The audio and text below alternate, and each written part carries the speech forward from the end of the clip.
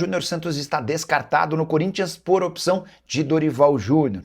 O técnico alvinegro já pediu a contratação de Rony. E mais, ao longo da semana ele conversou por telefone com representantes do atacante do Galo.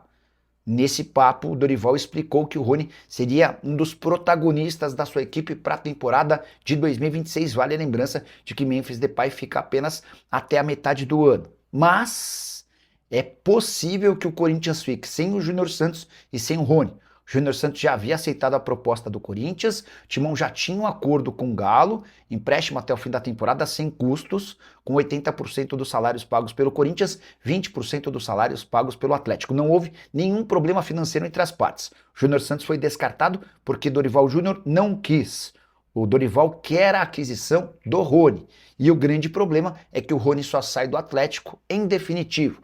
Qualquer possibilidade de empréstimo está descartada. A operação giraria na casa dos 3, 4, talvez até 5 milhões de dólares. E o Corinthians tem alegado que não tem capacidade financeira para fazer um investimento desse tamanho. Vale a lembrança também de que o Rony é mais caro do que o Júnior Santos. No Galo ele ganha na casa de R$ 1,5 milhão por mês. Atleta que também interessa ao Santos, ao Bahia e ao Fluminense.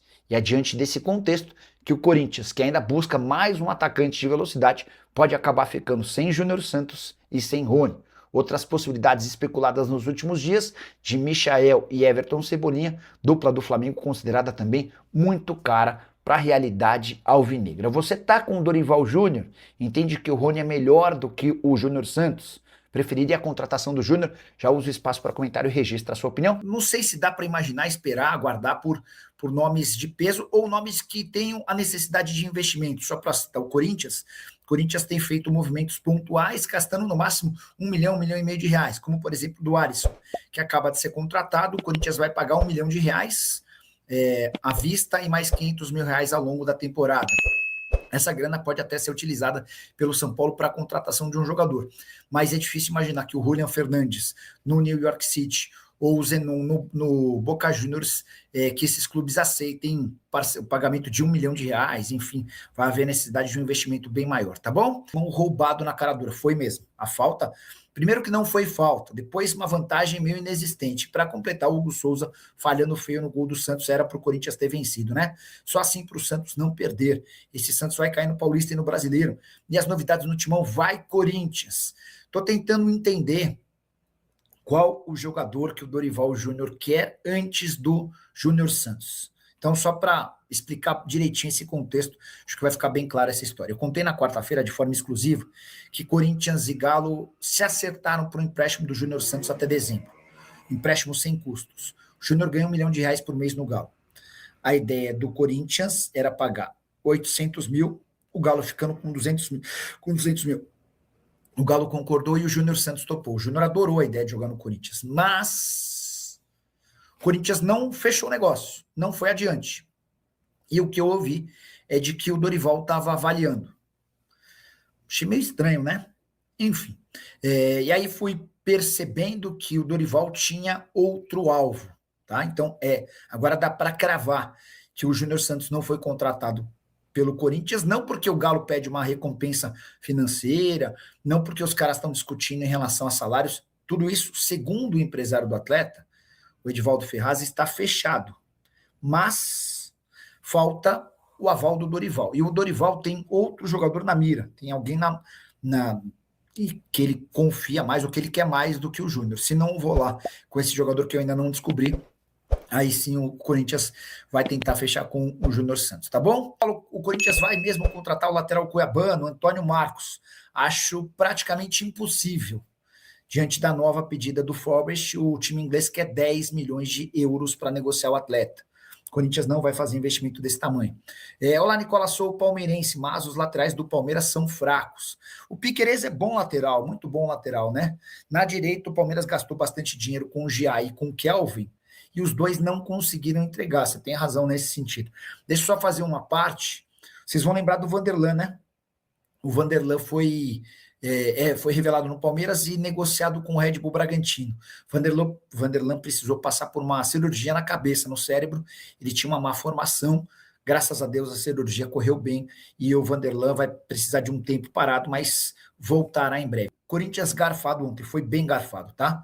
Foi muito prejudicado o Corinthians, falta absolutamente inexistente, o Corinthians merecia a vitória. Sobre o...